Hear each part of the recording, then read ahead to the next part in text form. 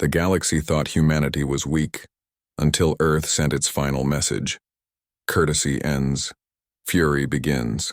Admiral Jack Holden sat inside the underground command center in Washington, and the room was silent except for the low hum of the holographic projectors that floated in the air and showed the council fleet scattered across the stars. In his eyes were heavy from long nights of failed talks, but they burned with anger that he never showed before because the years of human courtesy had ended, and everyone in that room knew it deep inside. He looked at Commander Laura Hayes, who had spent her whole career trying to find peace between Earth and the alien powers, and her voice had grown tired of polite language that never brought results, and her hands rested on the table as she leaned forward and asked softly if this was really the time to stop asking and start answering. Jack did not speak at first and instead watched the alien messages on repeat on the projector, because the council had sent their last reply only hours before, and it was not a reply of respect but one of mockery as they laughed at the human request for fair trade and fair treatment, and they called Earth a child playing with fire, and they told Earth to sit quietly while grown empires handled real matters. The officers in the room felt their stomachs twist at the words, and Laura clenched her teeth because she knew that every polite offer was now seen as weakness, and every delay only gave the council more space to take from Earth what it wanted. Jack finally stood up, and his voice filled the command center as he said that humanity had been kind long enough, and that courtesy had been wasted on deaf ears and blind arrogance, and that from today forward the galaxy would see a new face of Earth, not one that begged but one that demanded. He ordered the message to be sent to every corner of council space, and it was written in words so simple and sharp that no one could misunderstand. Because it said, "Courtesy ends today. If respect will not be given, then fury will be shown." That was the last message of Earth before the silence that followed, and the council laughed again when it reached them, because they thought humans were loud but still weak. But in the shadows of the solar system another truth had been growing, and it was about to show them all what human fury meant. Beneath the frozen surface of the moon, vast shipyards had been carved in secret, and miners who once dug rock now forged steel for battleships that the galaxy had never seen before. And the dark asteroids that floated quietly in the belt between Mars and Jupiter hid dry docks where enormous war machines rested under cloaking fields, waiting for the order to awaken. For decades, humanity had stolen scraps of alien technology and improved them in ways the aliens themselves had never thought of, and every engine was made faster, every weapon was made sharper, every shield was given more strength.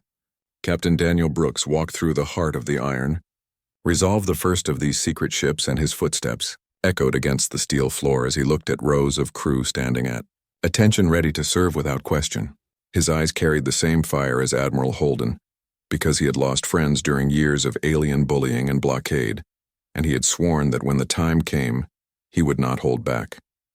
At his side was Lieutenant Maria Stone, the best pilot in the fleet, who had trained in endless simulations against council formations, and she had built her reputation as someone who never flinched in the face of impossible odds, and her squadron followed her like hawks because they trusted her courage more than any manual or rule. Around them, engineers checked reactors and weapons, and the low rumble of the engines readying for war filled the hangar like a heartbeat that everyone could feel in their chest. On Mars, farmers and miners had become soldiers, and they drilled day after day in red dust that stained their boots while they waited for ships to take them where they were needed. And on Europa, scientists who once studied frozen oceans now built targeting systems for weapons that would cut through alien armor like knives through paper. Every colony worked in silence, every worker knew the cost of failure, and every child whispered that humanity was preparing something that would change the stars forever. And while the council laughed and dismissed human threats as empty noise, rumors began to swirl in the shadows of the galaxy. Traders whispered about strange new human ships seen near the belt, then vanishing without a trace, and spies reported that Mars was no longer weak but ready for war. But the council laughed again and said humans were only playing soldier. Jack Holden knew those rumors were not enough to shake the council, because the only thing that would ever make them understand was pain, and that was why the final message had been sent. He remembered the long years of negotiations when Earth tried to be a part of the galactic trade routes, only to be blocked and taxed and cheated by fleets that watched every shipment and drained every profit.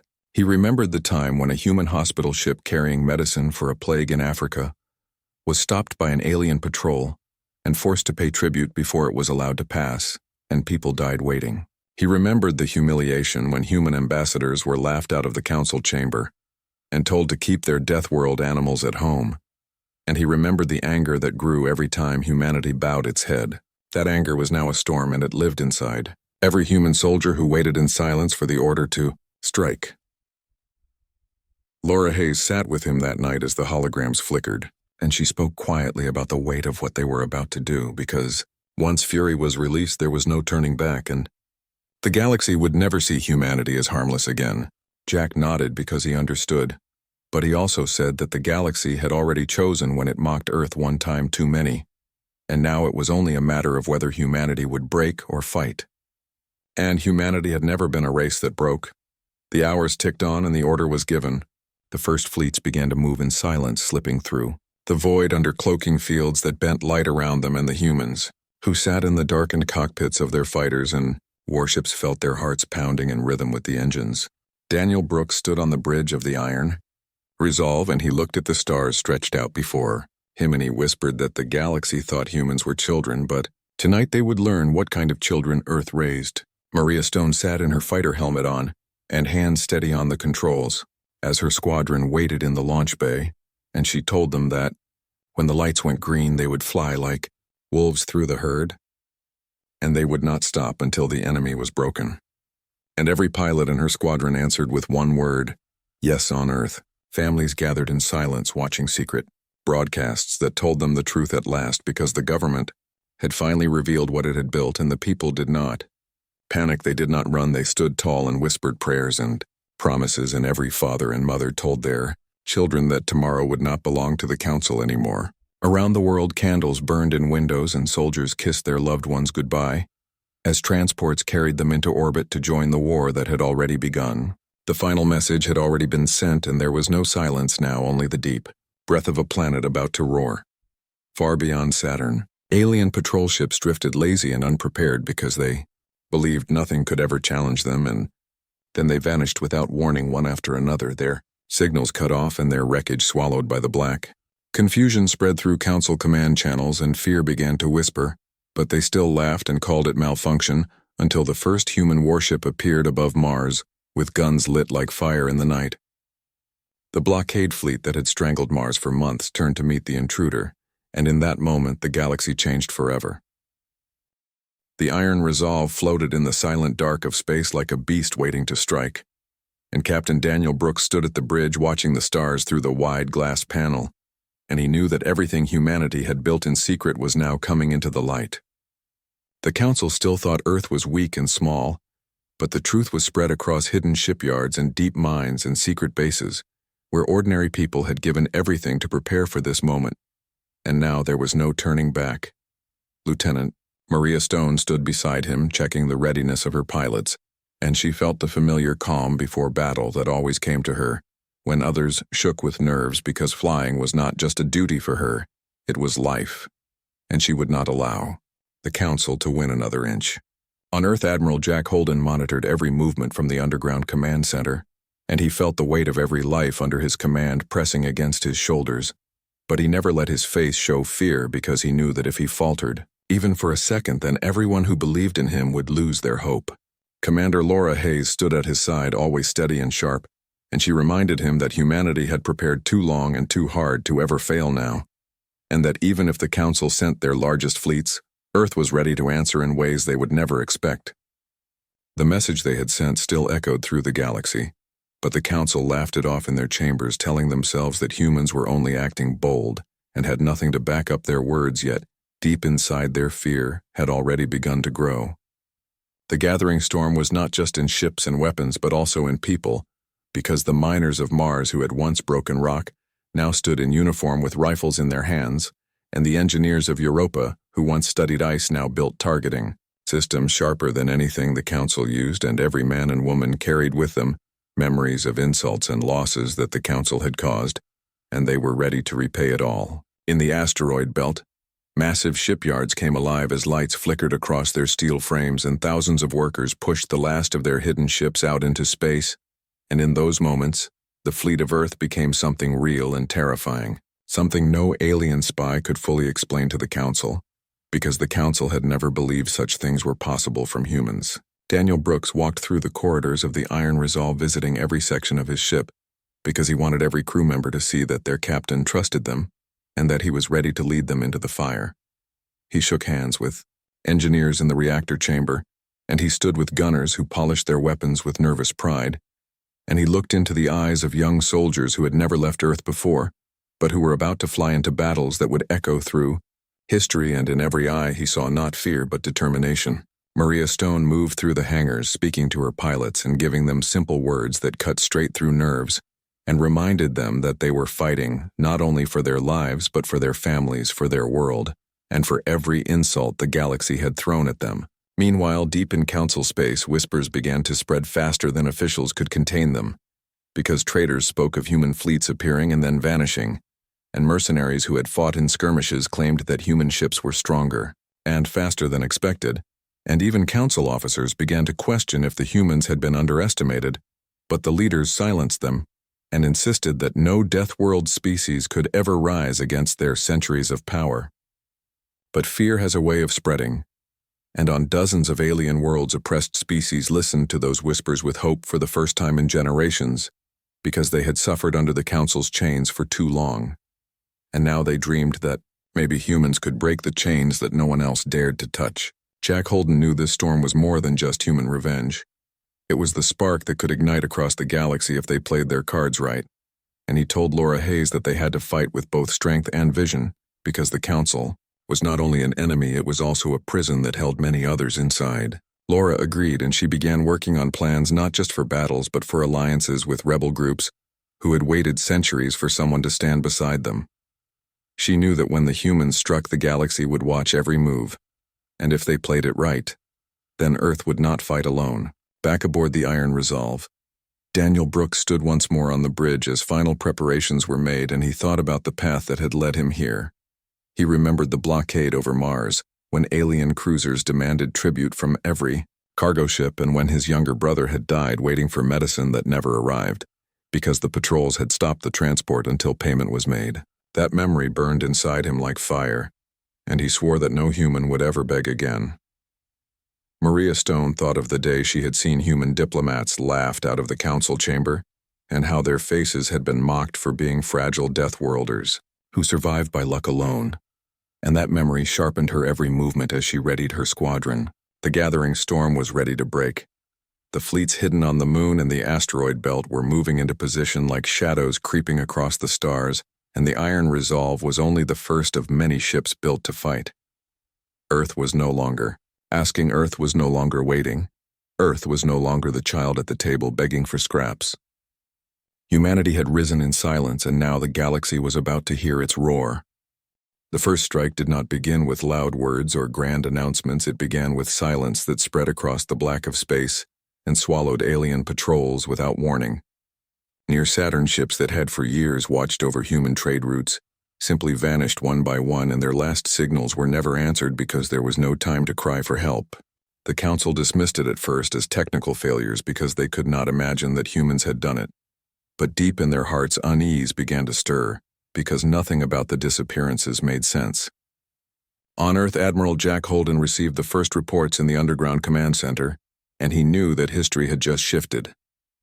Humanity had stepped from defense to offense. Commander Laura Hayes stood by his side watching the holomaps light up with red as enemy patrols were erased, and she whispered that the Council would soon understand what humans had built in the dark. Jack nodded and said quietly that this was only the opening breath of a storm. The Iron Resolve was the spearhead, and Captain Daniel Brooks stood on its bridge staring at the blockade fleet above Mars that had strangled the colony for months. He gave no speech, he simply looked at his crew and gave the order to fire. In the silence of space, human plasma lances cut across the black like blades of lightning, tearing through ships 3 times their size. The alien blockade tried to scatter, but human drones swarmed them like angry hornets, darting faster than anything they had ever seen, cutting engines apart, slicing through hulls and burning holes in armor until ships drifted powerless. Daniel Brooks did not allow hesitation. He commanded his fleet with steady words, and his eyes never blinked as vessels burst into fire around them. Maria Stone sat in her fighter cockpit, and when the launch signal flashed green, she slammed forward and led her squadron out into the chaos. Her voice was calm in the comms, but sharp with steel as she called out maneuvers, and her fighters cut through alien interceptors like knives through glass. The aliens had always believed humans were reckless, but what they faced now was precision and fury together, and it broke them. Maria rolled her fighter through burning wreckage and laughed coldly as she took down another ship because for years she had dreamed of this moment, and now the galaxy would see that humanity was not prey. On Mars, the colonists who had been trapped for months watched from the ground as the sky lit up with fire. They saw human ships cutting apart the blockade that had starved them, and their cheers echoed through the domes and tunnels as hope surged into their hearts again. Families who had rationed food for weeks now knew they would not be forgotten. For them, it was more than a battle, it was salvation. And when the last blockade cruiser exploded in silence, leaving only drifting metal, Mars erupted in shouts of joy that carried across every colony network. In council chambers, the news hit like a storm, and alien leaders stared in disbelief as reports came in. At first, they accused each other of lying or hiding losses, but then more reports arrived from other sectors, and the truth could no longer be denied. Humans had destroyed an entire blockade fleet in a single strike. Some council members shouted in rage, demanding immediate retaliation. Others sat silent with fear because they knew what this meant. The species they had mocked had just bloodied their empire in a way no one had ever done before. Back on Earth, Jack Holden watched the victory unfold, and though he kept his face stern inside, he felt a deep surge of pride. Humanity had taken its first real step into war, and it had not stumbled. Laura Hayes leaned closer and told him that this was the beginning of something much larger, and that the Council would not sit still. She said they would come with numbers the humans had never seen. Jack nodded and replied that numbers alone could not break fury once it was unleashed. Daniel Brooks walked the corridors of the Iron Resolve after the battle, and his crew looked at him with wide eyes because they knew they had done something that would be remembered forever. He shook their hands. He told them that this was not the end, only the first strike, and that they must be ready for more. Maria Stone returned from her fighter with sweat on her brow and laughter on her lips, and when young pilots rushed to her asking how it felt, she told them it felt like finally being alive. But then she grew serious and reminded them that more battles were coming, and that they must fly sharper, faster, stronger every time, because the Council would not forgive this blow, and alien space panic began to ripple faster than officials could silence it. Traders refused to travel through human sectors, fearing attacks. Civilian worlds whispered that the Council might not be as strong as it claimed. Oppressed species in far systems began to dream that if humans could strike the Council, maybe they too could rise. For centuries, the galaxy had lived under fear, but in one night, fear had shifted its direction. The Council was afraid.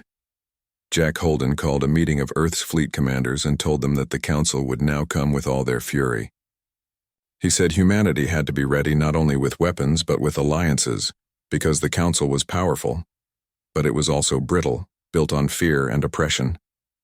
Laura Hayes presented intelligence showing that rebel groups across alien worlds were already sending messages asking for human aid, and she argued that this was their chance to turn rebellion into revolution.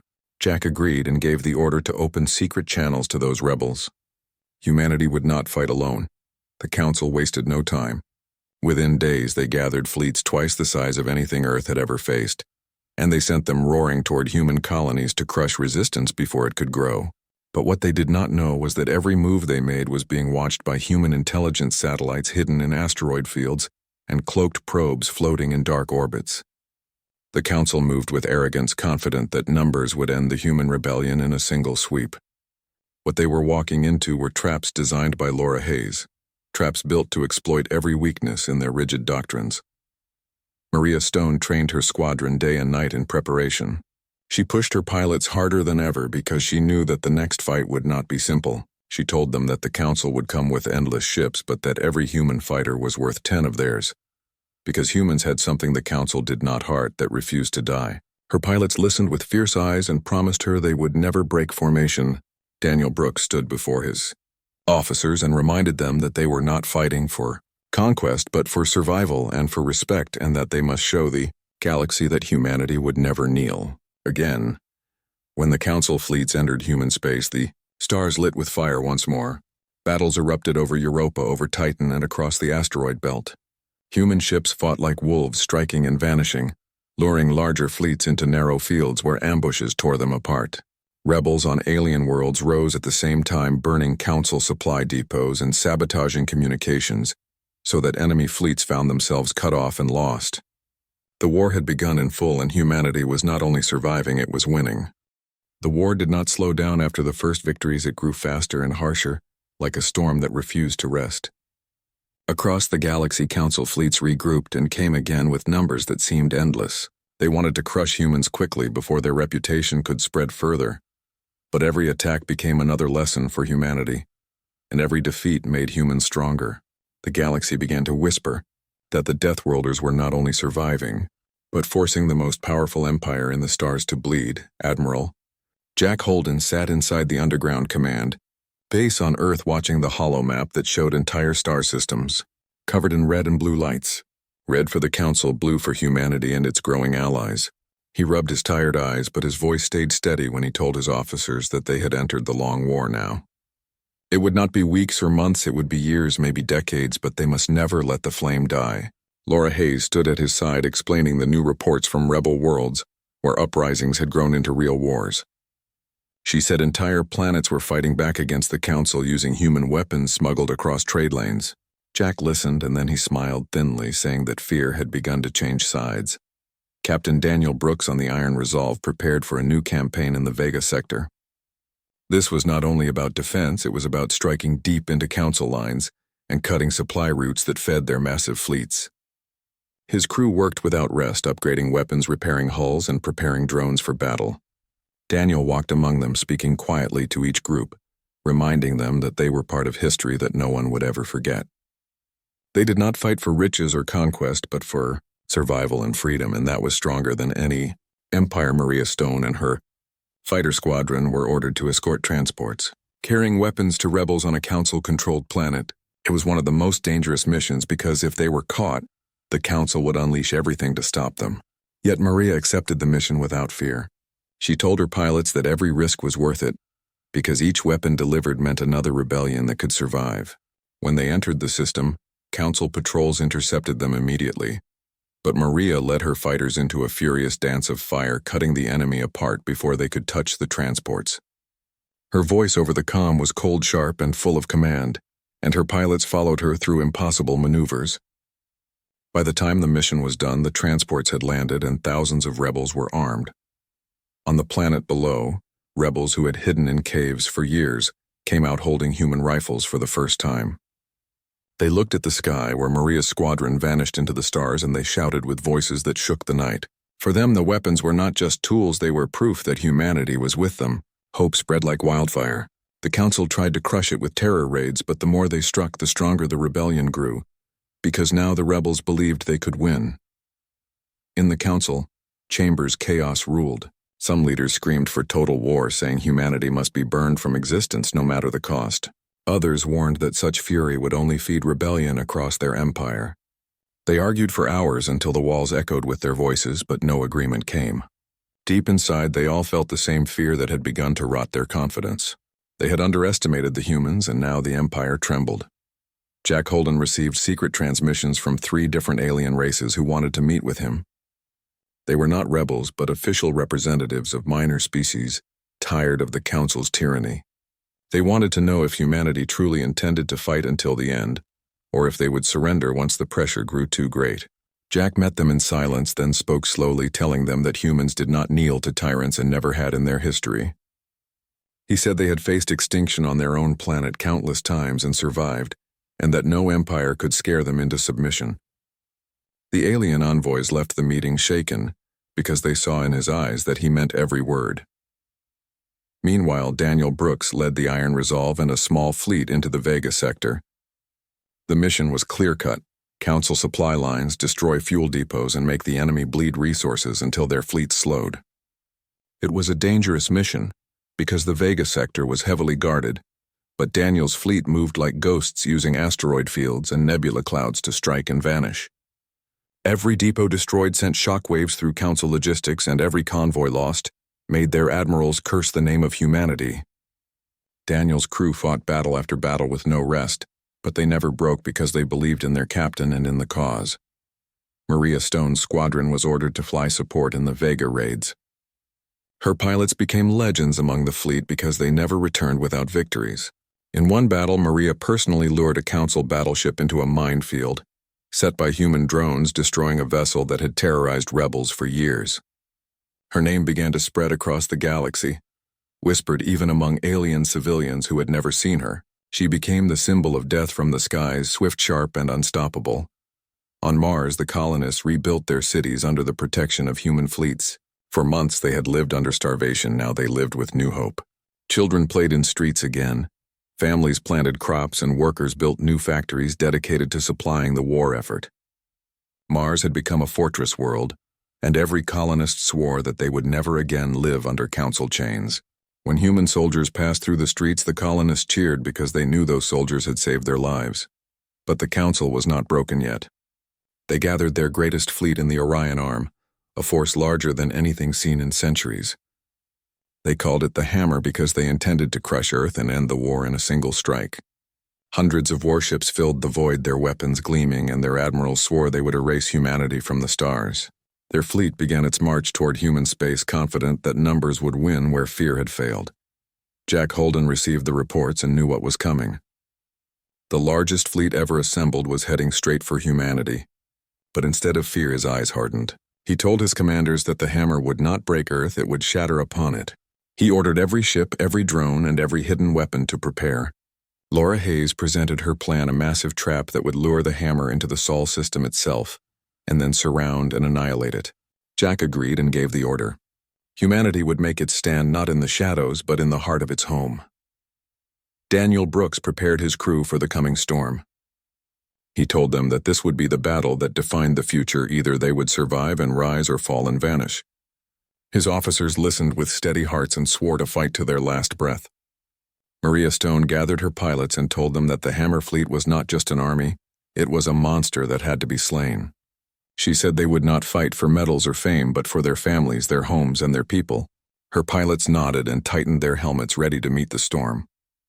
When the Hammer fleet arrived in the Sol system, the sky itself seemed to darken with the number of ships. Alien admirals broadcast messages demanding surrender, telling humans that resistance was hopeless. But Earth answered with silence.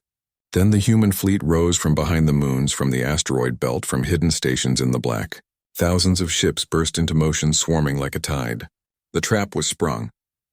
The battle that followed was unlike anything the galaxy had ever seen, because the Hammer fleet came with firepower that could melt moons, and humans met them with fury born of survival. Space around Earth turned into a storm of light and steel and death. Alien admirals expected humans to break quickly, but instead they found themselves trapped in layers of mines, drones, and hidden stations firing from every angle.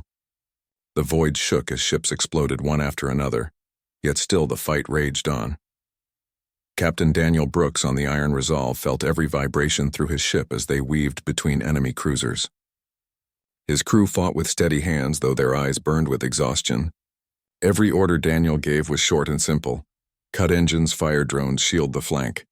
His voice carried calm even as the ship trembled. He knew fear was natural, but fear could not guide them now, only focus. The Iron Resolve struck hard at enemy carriers, launching waves of missiles that tore through their launch bays before fighters could even depart. Council ships burned in silence, their flames glowing against the black sky. Maria Stone and her squadron dived again and again through walls of fire. Her fighters danced among cruisers and battleships like arrows piercing armor, where fleets could not. She led them close enough to feel the heat of explosions around them and still pushed forward. Her pilots followed without hesitation because they trusted her completely. She remembered the faces of civilians she had once defended, the children who cheered her name, and she refused to let the Hammer reach Earth. Every alien ship destroyed was another promise kept. Her name echoed across comms from human soldiers who cheered when her squadron appeared, because wherever Maria Stone flew, victory followed. On Earth, underground bunkers shook as shockwaves rolled through the atmosphere. Civilians waited in silence, praying while watching distant flashes of light in the sky. Some whispered that this was the end, but others whispered that it was the beginning. Children clutched their parents' hands as sirens wailed, but no one screamed, because they all knew humanity would not surrender. They remembered the words spoken long before courtesy ends, fury begins, and now they saw those words made real in the heavens.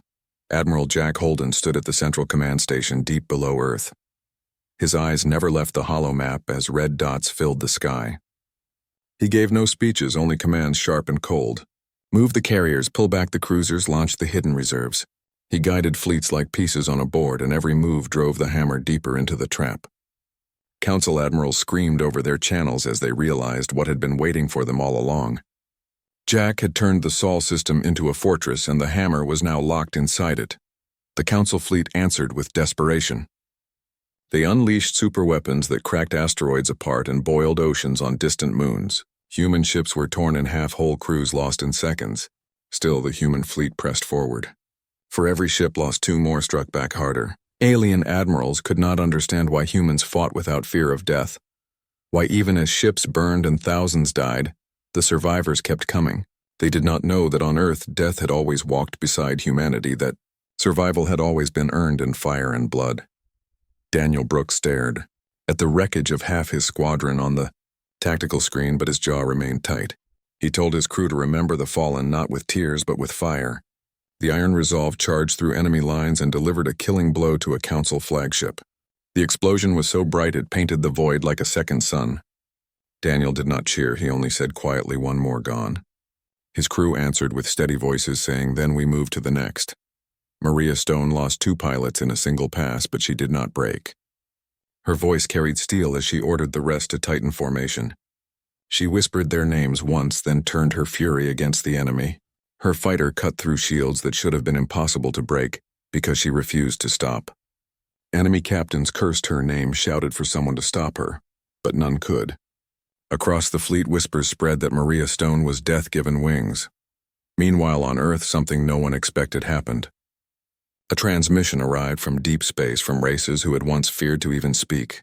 They sent words of support, not just whispers, but offers of fleets and weapons. The rebellion had grown so strong that entire star systems now turned against the Council. They declared open war, and they chose humanity as their banner. Jack Holden listened and then gave one short reply, "Welcome to the fight." The galaxy had begun to shift. The Hammer fleet did not retreat even as losses grew. Their admirals screamed that retreat would mean the end of the Empire. They drove their ships harder, pushing deeper into the trap, hoping that sheer power would still crush Earth. But Jack Holden had prepared for this. He gave the final order and the last layer of the trap closed. Hidden stations around Jupiter lit up with weapons so massive that they had been kept secret even from human allies. Their beams cut through the Hammer fleet like blades of fire. Alien warships shattered in silence and the void filled with broken steel. Daniel Brooks saw the moment when the Hammer began to collapse. Enemy lines faltered and confusion spread. He pushed the Iron Resolve forward with every weapon firing. Around him, human fleets surged, sensing victory. Maria Stone's squadron struck from above, cutting down fleeing ships before they could regroup. Everywhere across the battlefield, Council formations broke. But victory came with cost. Human fleets were torn open, thousands dead, cities on Mars, scarred moons shattered. No one in command pretended it was easy. Yet as the last enemy battleship exploded and silence returned to the void, the truth became clear. The Hammer had been broken and humanity still stood. In the bunkers below Earth, civilians wept not from fear but from relief. They hugged their families and sang old songs while watching the sky flicker with dying flames. On Mars, colonists gathered in the streets lighting fires to mark survival. Across rebel worlds, the news spread faster than light and people rose with renewed fury. The Empire was not invincible, it could bleed, it could fall, and humanity had proved it. Jack Holden stood at the map in silence, his shoulders heavy. Laura Hayes whispered that they had won the greatest battle of the age. Jack shook his head and said, "No, we survived one storm, but the war is not over." He knew the Council would not surrender, they would regroup. But now they had tasted fear, and that fear would spread faster than their fleets. Humanity had shown them that courtesy was over and fury had only begun. Daniel Brooks led the Iron Resolve and his fleet deeper into Council territory. Every skirmish, every surprise attack, further weakened the Empire and inspired the allies who now fought openly alongside humans. Maria Stone coordinated multiple squadrons in simultaneous strikes, showing the Council that human strategy was limitless. The enemy's fleet morale faltered, their command structure faltering under the relentless pressure of coordinated attacks, and the whispers of fear that had begun with the hammer now spread across every occupied system. In Earth's command centers, Jack Holden and Laura Hayes monitored the entire theater of war. Reports came from multiple fronts showing victories, losses, and shifting alliances. Jack spoke quietly to his staff, emphasizing the importance of every decision, every attack, every movement. Laura advised on coordination with newly allied worlds, ensuring that human influence would extend beyond simple military might into strategic and political dominance. Humanity had transformed from a threatened planet into a galaxy-changing force. Across the galaxy, council leadership debated, quarreled, and even betrayed each other. Former allies turned against them. Systems refused to obey, and uprisings spread like wildfire. Humanity had not only survived, they had created a movement that the council could not contain. Every system that rose against the Empire reinforced the message. Courtesy had ended. Fury had begun. The aftermath of the hammer battle left the galaxy in a state of shock, because the council had never faced a species that could endure such fury and still fight back with precision and strategy. Human fleets drifted in the void, battered but unbroken as crews tended to damage and casualties. Every officer and soldier knew that the cost had been high, yet the truth burned brighter than any loss. Humanity had survived, and they had struck fear into the hearts of an empire.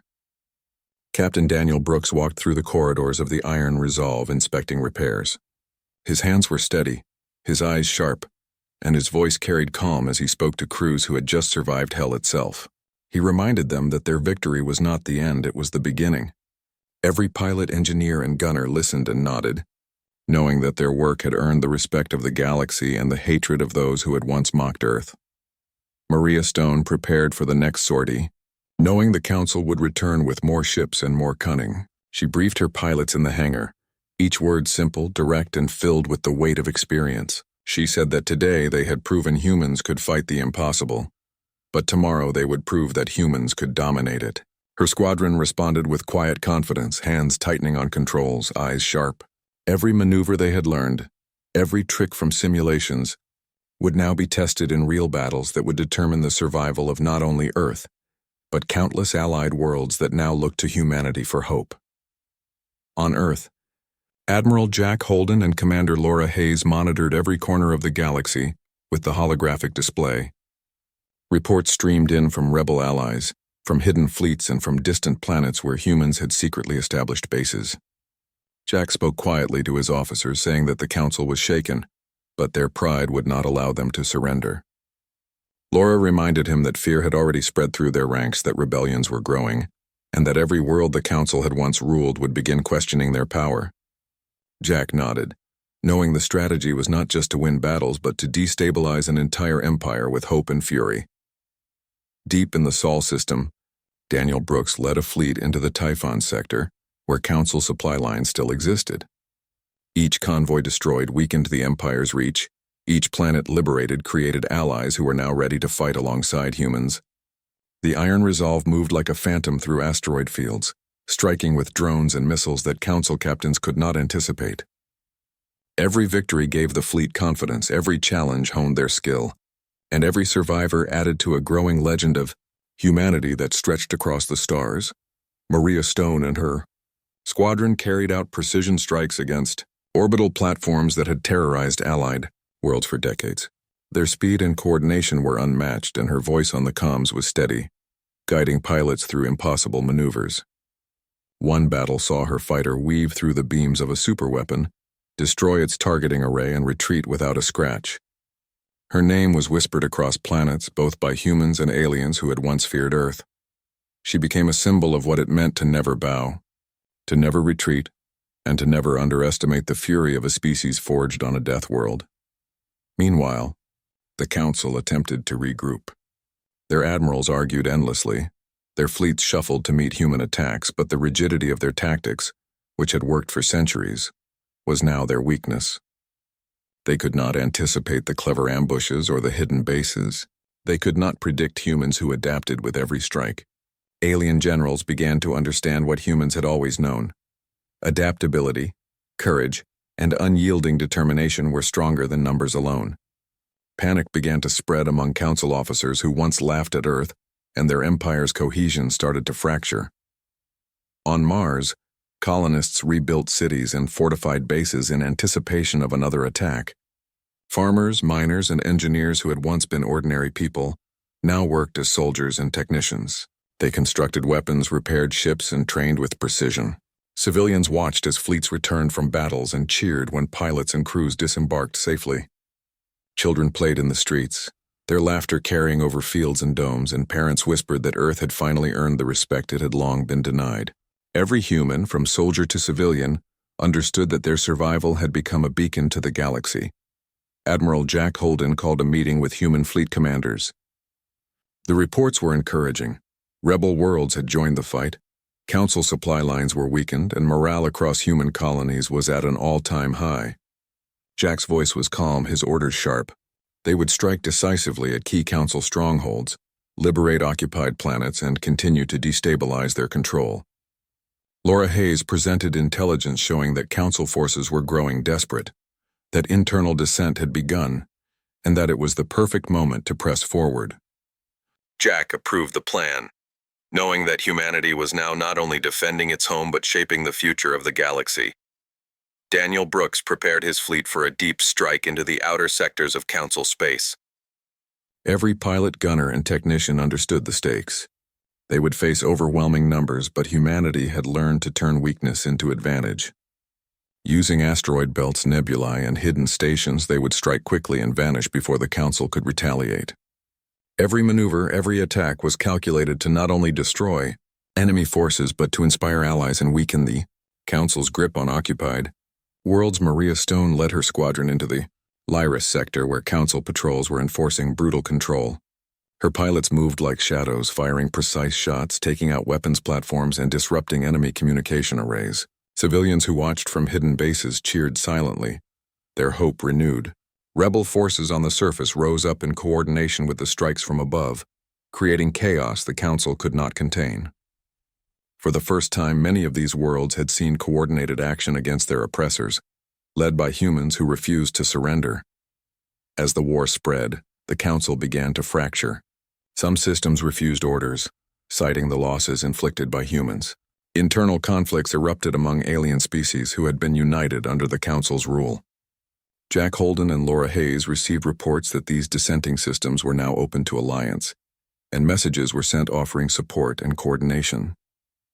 Humanity became the focal point of a growing coalition, not by diplomacy alone, but by the undeniable demonstration of strength and strategy.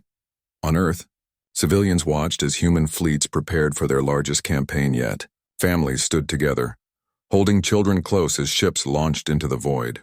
Jack Holden reminded his staff that this was more than survival.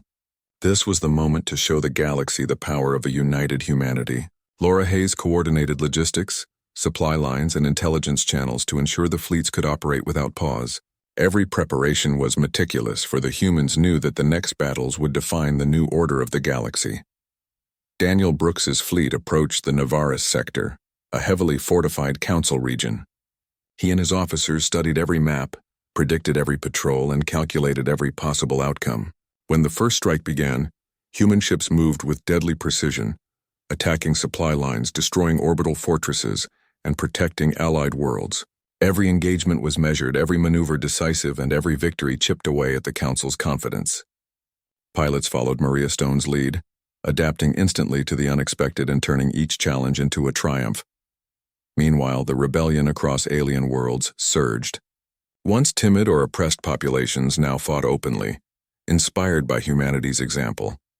Hidden weapons, delivered in secret, turned into tools of liberation. Entire planets rose against their Council overlords, coordinated attacks weakening enemy control and spreading fear. Humanity's influence was no longer a single fleet in space. It had become a movement, a force that reshaped politics, loyalty, and power structures across multiple star systems. Jack Holden received intelligence from dozens of systems, reporting Council fleets in disarray. He smiled quietly, understanding that the careful patience and years of preparation had yielded results far beyond mere battle victories. The galaxy was awakening to the power of humans, not as conquerors but as unbreakable warriors who demanded respect. Laura Hayes reminded him that the Council would retaliate, that their desperation would lead to greater attacks, but Jack only nodded. He knew humans were ready, and that every victory built the momentum for a final campaign that would define the galaxy. Back on Mars, colonists worked tirelessly to support the fleets. Factories produced weapons, engineers repaired ships, and civilians volunteered for medical and logistical duties. Even children helped in small ways, carrying supplies, sending messages, and learning the importance of resilience. The planet had transformed into a fortress and support hub, embodying the unity and determination that had carried humanity through countless trials. Every person on Mars, every human in the fleet, and every ally across the galaxy understood that the fight was far from over, but that humanity would never bow.